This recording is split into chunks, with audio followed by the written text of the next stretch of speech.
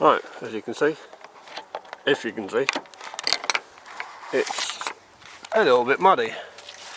It's the weekend after the storm. We were down here last weekend camping, celebrating for Jen's birthday, and we left Monday morning, and we both worked Monday, so we literally packed up valuables, personal possessions. Oh yeah, for those who didn't see, my car's now covered in poppies. Both doors. Front grille's got a big plastic one. That window's got one of them. So, after that birthday weekend, I've come down to take all the balloons down. We took some down, tidied up anything we didn't need. But as you can see, let me stand back. God, this ground is really bad. From doing loads of 3-point turns last weekend. Yeah, the 9x9 is still up, and the 12x12 still up. The plan was, well, I want to stand all the way over it. Get it in shot. Yeah, I did come down to take down the 9x9 and pack it away. The bed's still in there, the duvets, the bedroom compartment, the log bed is still in there. I was going to pack away all that, but the other day I decided to, well, yesterday, day before, decided to advertise the 12x12 for sale. And someone messaged me last night saying they'll come and get it today. They'll message me after Remembrance. So I'm just waiting to hear from them now, really. Because if the 12x12 sold, that will kind of do me a favour. Although I love it, it's perfect for down here. It has been fantastic to have as like a large canvas cabin. Christ, we even left the milk out. I remember like not taking the milk home, but I didn't realise it was there. And then I realised the next day I left my empty water jug here. Anyway, back on whatever it is. Go under the bunting, never go around it. Yeah, the tent gone will do me a favour, because these woods are definitely getting sold. I'm not going back on it now. It'd just be easier to get rid of that 12x12 now before the woods sell. Then the woods sell, then try and get rid of everything. So I can leave the 9x9 in its place temporarily, because I'm keeping the 9x9 because that's perfect for camping, like group events and so on. But the 12x12 is only for down here. It's just too big to heat in the winter and too big to lob around in the summer. And it fits here, but some woodlands we go to, it won't fit. Like when we go to Church Farm, there's no way we'll get that 12x12. So, if you haven't noticed, I'm back on the old camcorder. Phone's still working, I don't know how. I've been throwing it sort of 25-30 feet in the air, then it hit the deck. I smashed it off the bonnet of the car, left a massive dent on the car, thrown it in puddles of mud. Oh, that new phone has took a beating. But no, I was going to try this on Focus 3 or whatever it is, because the autofocus kind of like does me head in, as this and the phone keep autofocusing. So anyway, came down here, strapped it to the side of the car, put it on manual focus, couldn't get it to focus, and just put it back on auto. So I just want to make some of the video with this and some of the video on my phone. The phone's better quality obviously, but there's a glitch in the software where you get an interference when recording, like lots of pine needles down here, lots of pine needles. Well, the stream's even deeper than it was last weekend. Came down here and it was just nearly at the top of the dam. This tree is dislodged and come a bit further down. Yeah, safe to say that dam is now submerged. Oh, the water's quite clear. You barely see the step. Oh, the water looks like the water's been up here. Hard to tell where the branches are laying. They look like they've been swept up. Wow, that's deep. We'll go across the bridge. Oh, I'm only here for a couple of hours just to tidy up, put the tent away. Well, whichever tent is going.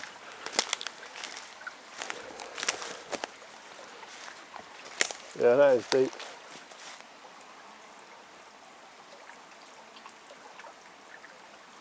Well, alright, I'm going to try and put it on manual focus for walking back up there. I'm not a fan of this. I know it has to focus all the time. I don't know, just trying different things. Right, we'll see how that works. It's probably out of focus. It's hard to see on the little 2-inch screen. But when I'm down here, because there's no phone signal, my phone's constantly trying to find a signal. So you get that, you know, the old hi-fi sound where your phone used to be near like an old stereo or something, and it sounds like a Geiger counter. So my phone does that, which was like a fault I wasn't aware of. Oh, I've got to get that out of the way. I keep ducking out, it's not good. So to stop it from making that noise, you simply put the phone on flight mode, which I can't keep doing. If I just want to grab a device and hit record, I'd only be grabbing a device, dragging down like the top menu thing, selecting flight mode, doing the little clip I want to do, and then missing calls or texts because I've left it on flight mode. Straight through a cobweb. So yeah, you're supposed to slide down the left or right and go like portrait or landscape. To me it's not doing anything. It was working last night, you know when you sat at home in well illuminated warm conditions, cosy, and you're testing stuff out and gear works perfectly. And then the second I pull up in the car, like right, it was working last night.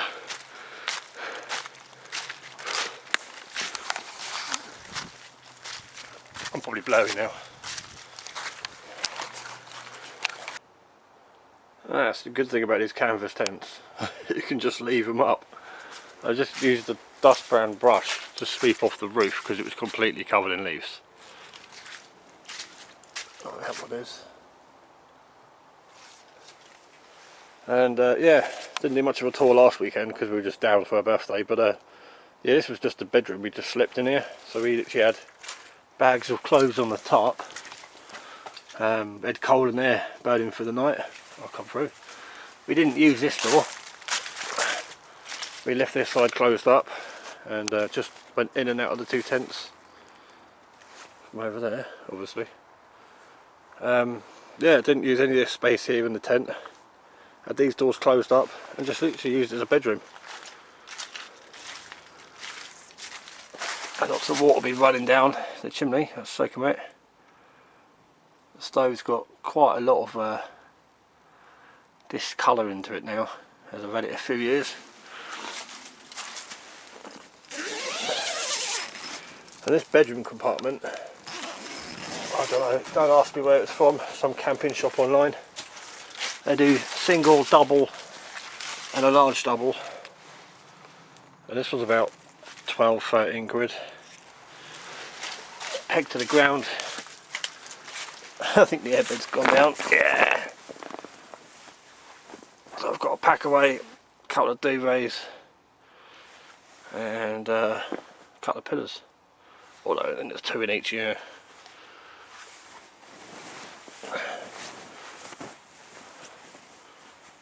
I might get some paracord up so they're air them off though.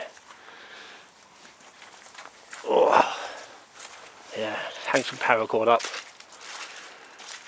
I just haven't got the energy to do this. I've been knackered all week. I had this cold last weekend and it's freaking been horrific all week. I've got no energy to tidy up.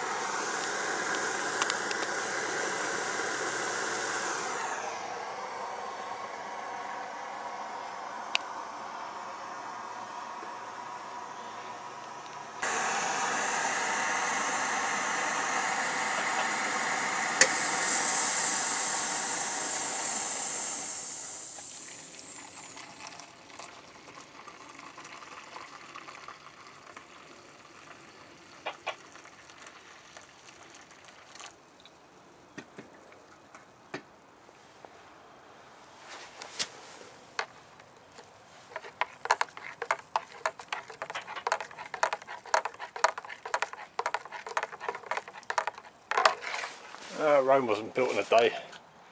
Radio's just scanning through. I'm going to sit down and drink a coffee. I'm in no rush. The guy about 12 by 12 hasn't got back to me, and it's 1:30. So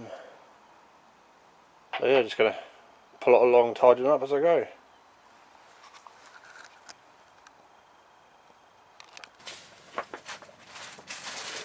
It's getting chilly now. Just been sat on the phone for about an hour.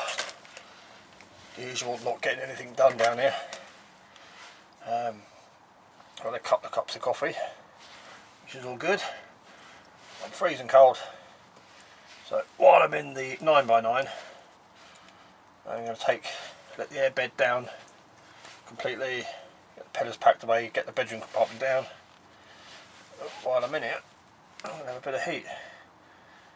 It is getting chilly. Sun's going down. The time of year it is. Oh.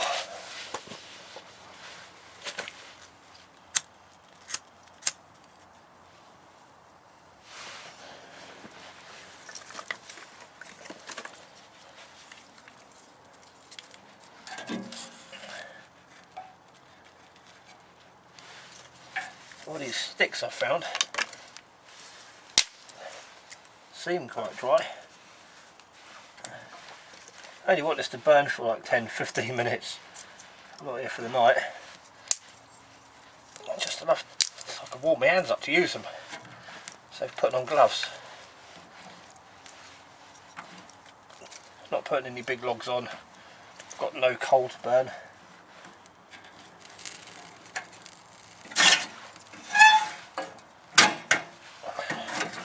Just want to take off the chill factor. Let's dump all this at the top. Or through the top.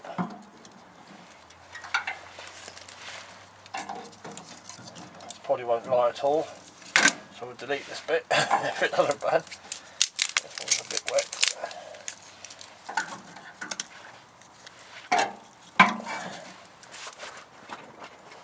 Some more bigger stuff.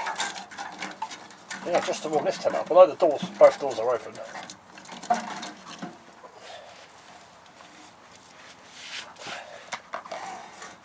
It's still chilly when that sun drops down.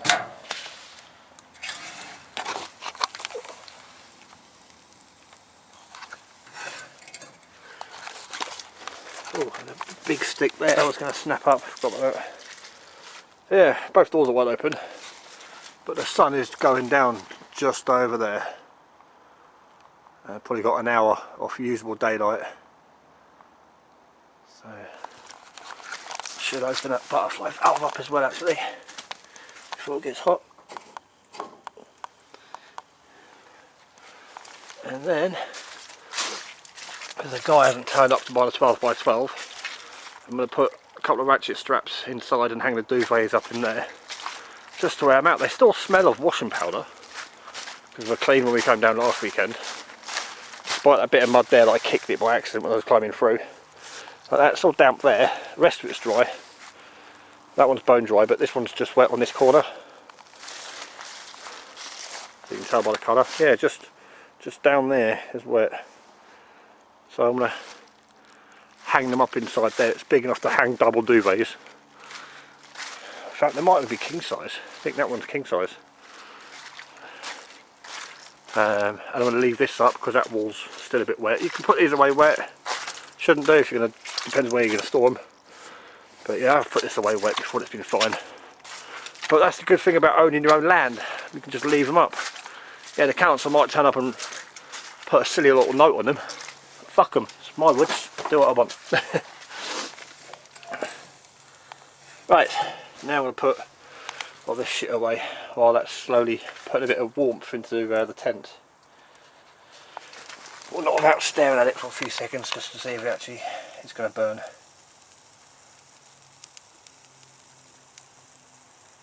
The stick's all snapped, they seem quite dry. Ah, there's always petrol.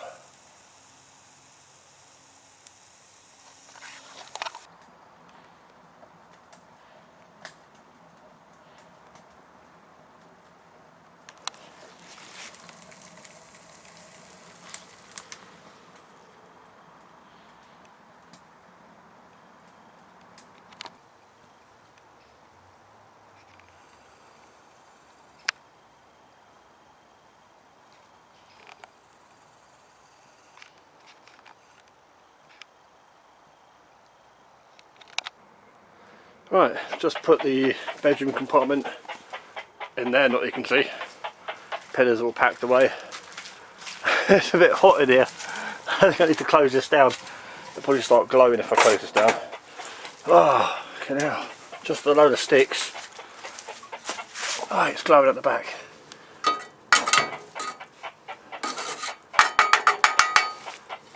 Yeah. Now I've shut the air in. And that, the whole thing tends to glow.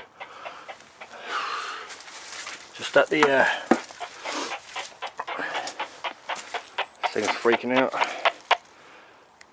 Interference on 2 meters. Stay. The USB cable that came from the Solo Grow box into this tent. All this wiring's still here. The light's still there. So I need to get this light down. This is the new one. That's 11 watts, 7 watts, 7 watts I think they are. LEDs. These are fantastic LEDs. But all the wires wrapped around the poles. Right, it's dark. You can't see anything. So that's the light I used in the 9x9, going from the solar box I carry in the boot. I think it's a 6 meter, 9 meter, 6, 9 meter USB lead. Standard USB lead, just an extension lead. And these normally get wrapped up and live in the solar box. I'm going to do a review on these soon because I had the smaller ones for years. I think they were 4 watts and these are 7 watts with more LEDs, and these are brighter and bigger LEDs. So that's the one I used in that tent. I used that, or we used that when we were away at Stevenage a few weeks ago, or last month. But I've got another one of these up there. And that's also going to another 6 meter extension lead, which just stays on the tent. And I normally put the solar box there, then I can plug shit into it to charge up batteries and phones and run lights. But yeah, the solar box, it doesn't stay here. I mean, this place is reasonably secure, but I don't mind leaving like a £2 light in the tent. But my solar box does tend to live in the back of the car and go with me all the time. Stuff that gets left here is just stuff that's no good to anyone else, or stuff I can afford to replace. And again, if anyone does steal anything, it is cameraed up. There's cameras on here, there's cameras down there. There might be one on the main gate. I'm actually roasting now from being in there. It's really too hot. I think I'm going to leave this tent up. There's no point in putting it down. If anyone complains about it, I don't really care. It's not in anyone's way. It's not an eyesore. I had some milk left, which you saw earlier. It was still milk, it wasn't yogurt or cheese. I found 3 bread rolls, they're still soft. So this tent has been like a fridge the past week with the weather we've had. So they're going to go down there. Hopefully that will encourage some wildlife, so the camera will pick up more wildlife. Duvets, they're going to get aired out in here, so they're going to smell off canvas when they're dry air. I'm trying to get the roof box back on the car. It's probably too dark in here to film, and I didn't bring my LED light thing. But yeah, my 40 watt panels are just too big to fit on there. I don't want to put my 10 watt on there. So I want to get that roof box back on the car. So I'm trying to do a million things at once while packing up, while changing kit around. It's absolutely endless. Which is kind of, in a way, good that the woods are up for sale. So they're still up for sale if anyone wants them. The ending finished on eBay. Someone else will sell them for me. So yeah, the more space you have, the more stuff you accumulate. People say, like with vans, van life, bug out vehicles and trailers and tents. If you have a little 2-man tent, you just take your backpack. If you get a massive 4-man tent, you take a chair, table, and so on. And down here, when I was down here when I first bought the place and I had the hammock, I just bought my bug out bag, I parked next to the hammock and camped down there for the weekend. It's brilliant. Then I've got this thing, this 12x12, and it's got a toilet in there, shower chairs, extra common stuff, freaking 6x4 trailer. Oh, the amount of stuff I've accumulated. So the woods going, I can downsize all this crap that I've got that I don't need. But it is great for a bug out location. Like you can see, I can sleep probably 6 people in here. Another 12 people in there, plus all the tarps I've got. But yeah, downsize, go to a smaller woodland, sell this, free up more money, buy a motorhome, still have a woodland. get rid of that, just don't need it. Build a shelter or put this up in the new woodland.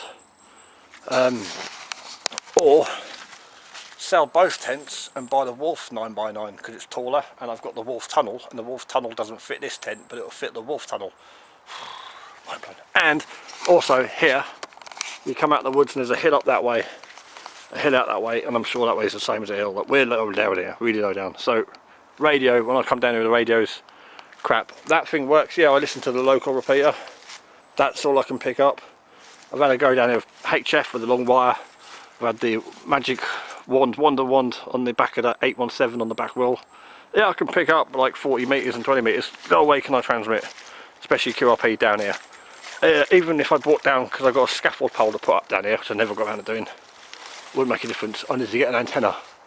Not just higher than the trees, but because of the lay of land, much higher than the trees. The other woods I've looked at, 50-50, I might not get, I might not. They're on a massive flat area. Like, there's no hills. So I could put like a little X50 or an X30 up in a tree. So yeah, we'll see. There's a lot going on at the moment, a lot changing, a lot moving around. The vehicle may even go. I've always said I wanted a Land Rover 110, but I saw a 130 the other day. But my dream would be a Land Rover 101, and I actually saw a Land Rover 101 the other day. Anyway, we won't go to that, but I don't want to change the vehicle because I love this vehicle. It's just small, but it's brilliant for my needs. But if my circumstances are changing, depending on whether or not I can get this into the new woods, or if there is a new woods, I've got to think daily drive, and this is brilliant for a daily drive, and it's fantastic for coming through woodlands. It's just brilliant. But if I go for a Land Rover 101, I can convert that to a van instead of buying a mobile. Oh, it's just so much to do. At the moment, my priorities are hanging up wet duvets. But yeah, there's a lot going on behind the scenes, and I think that's why I'm making this video today, because I didn't get a chance to pack up last weekend with working full time. I'm off today. I worked yesterday, so I've got a few hours to come down here. I haven't really packed a lot of stuff up. I've been planning stuff on the phone, sorting bits and pieces out. I want to get so much configured. If you're into preparedness, like on a crazy level, you never have one thing on the go. And these people that just have a bug out bag, oh god, I'd love to do that. Like, I'm still now looking at Rush. I want a Rush 10, a Mob 6, whatever it is, and a 72. So I want to change my Bergen for the Rush 72. I want to change my EDC bag to the Mob MOAB 6, and possibly get a Rush 12 for like a day bag, and then I can put 2 or 3 together. So I'm still constantly working on evolving and changing my bug out bag, although my bug out bag is brilliant. It's been working in the configuration it's in as a Bergen for a very long time now, and it suits my needs. But you know, there's the radio side of things. I'm constantly changing radios and trying new things. I've had my EDC radio for a while, which is the one I got off my uncle before he passed. But before this, I did buy an analog and digital DMR handset, which I don't get on with. So I went back to that. Apart from that, I'm never going to touch Baofeng again. Don't like them. Once I've got that, that's different to the UV5Rs. Anyway, there's just so much information to be processed and put in order. The 2 tents, modifying them, changing them, getting them to suit your needs, and then your needs change depending on location. And that's why this has been great for this location, but this one is what we take to other locations, and that's got to be modified to fit us, our needs, and that location we're in. Making sure we've got sufficient power, adapting the solar panel on the vehicle to work with the one that's off the vehicle, and making sure they work together and can be used in conjunction with the roof rack stroke rooftop box. But yeah, it's mental, so much to do and so much to go on. So I'm going to tidy up a few wires in this tent because I've got my old light. Look how dark it is now. These are the little 4-watt ones I used to use. They're just a bit smaller. The new ones are bigger and white, and they've got less LEDs. Can't see anything now. I'll take that down, all the solar stuff can go back in the solar box. Now I've got about half an hour sunlight. I found the pin for my high lift. I did lose it, but I found it. When I lost it, didn't know what it was and put it in there, and I found it today. And I was like, I've already fixed the pin on that. So now I'm keeping that as the way I fixed it, and keeping the pin in case that pin falls out again. It's endless, it's too much to do. Oh, and the shower's still hanging up, and it's dark. Right, I think I forgot to hit record. It's getting really dark now anyway. But yeah, people think you can just, I don't know, I've had a few comments saying, it's alright for you, you've got a woodland. Not much of it, you know, there's not a lot of nasty stuff that's going around at the moment, but some people have commented, like when I struggle to find places to camp, you know, it's hard to stealth camp and wild camp in the UK sometimes. We're not blessed like some countries where we've got millions of acres of wilderness that we can use. My thumb got stuck in the camera there. But yeah, it's not all easy, like it's time. Like this week, well today, my only day off, I wanted to come down here, sell the big tent. I need to service my chainsaw because I'm about to kill it if I don't start servicing it. But it's preparation. You can't just own a woodland and just rock up. Like we spent my birthday here, like beginning of the year. Jen's birthday last weekend. People have said about, watch out for trees, but I spent the entire year clearing trees so we can camp here in bad weather. So there's all that preparation, there's the water, maintaining kit, equipment, tents, making sure we've got enough power when we're down here. I mean, it looks easy, sitting down here with a solar box, having more power than I need, but that takes time and money, and you've got to look after it and build it and maintain it. So you don't just turn up with a solar box and stuff. And the stove, you've got to have fuel, you need petrol, paraffin. There's a lot of behind the scenes to these videos that people see.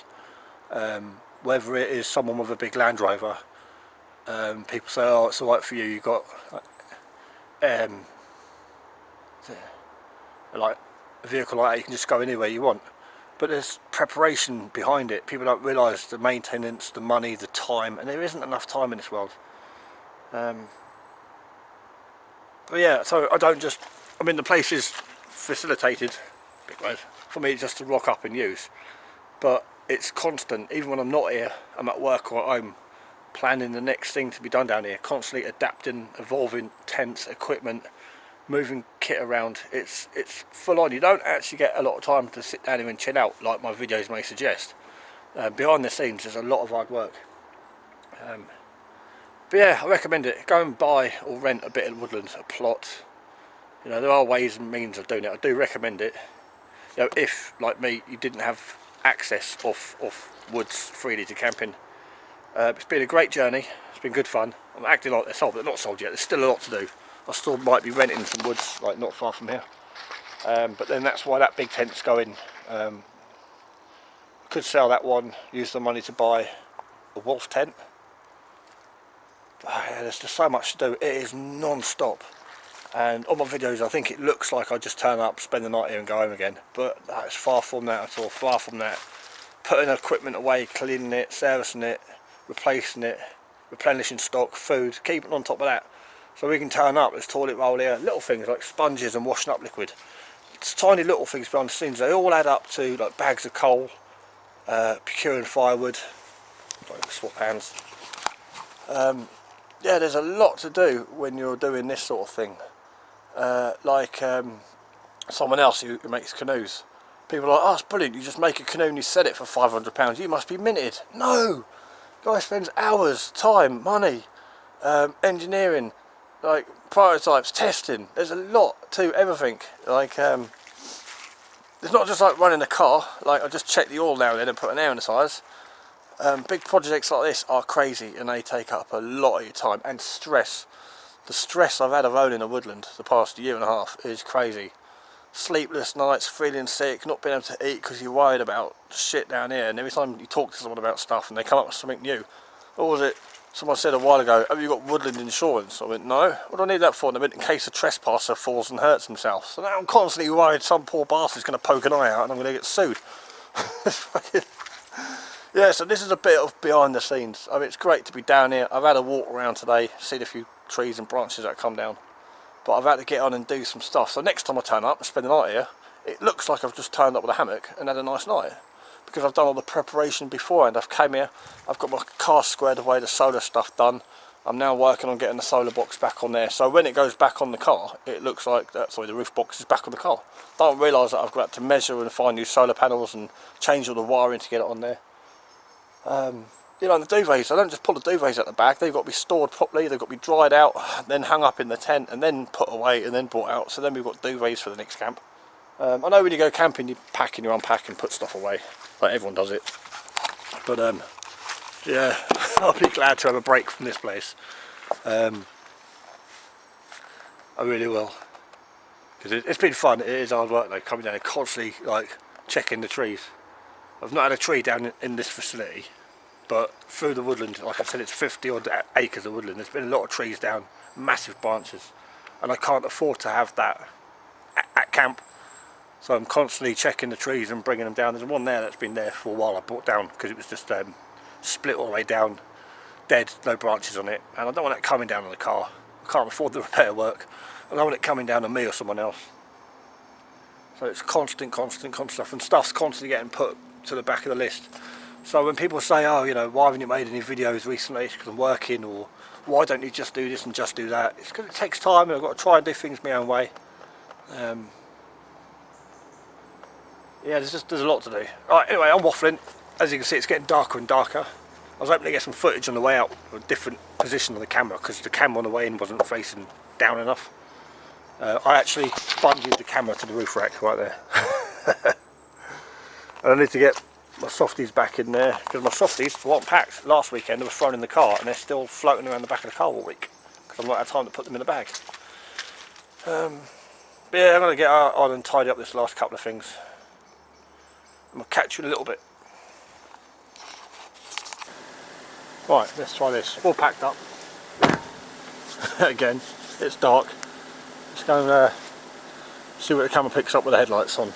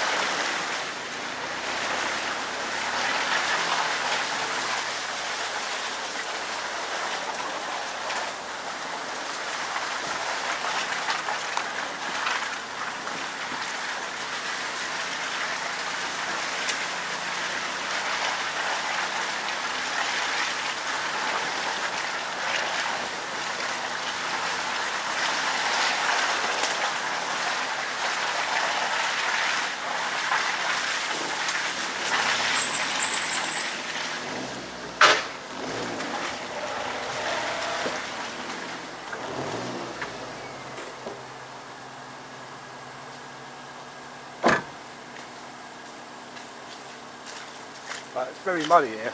It's very muddy, and the camera, oh, that'd be right. It's literally just got an elastic band around it.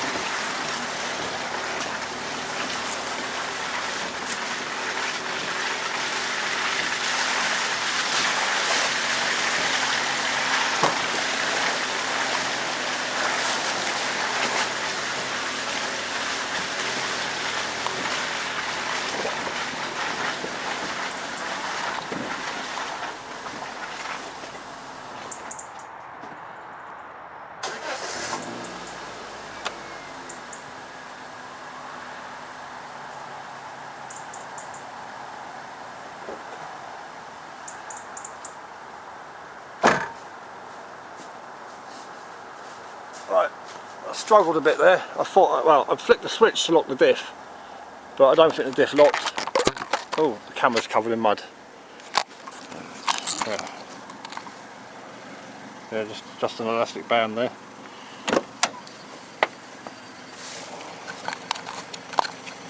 Yeah, I went to go for that muddy stuff. Thought I'd lock my diff, but it's the thing when you flick a button, you don't know if it's locked or not. So yeah, the car's slightly covered. Don't know if you saw it flicking up on the mud, but that boggy section is really bad. But my car is back to covered in mud again. Yeah, muddy, muddy, muddy, muddy, muddy. Oh, it's muddy. The rain washed it all off. Oh, it's caked in mud. Yeah, that's what we like.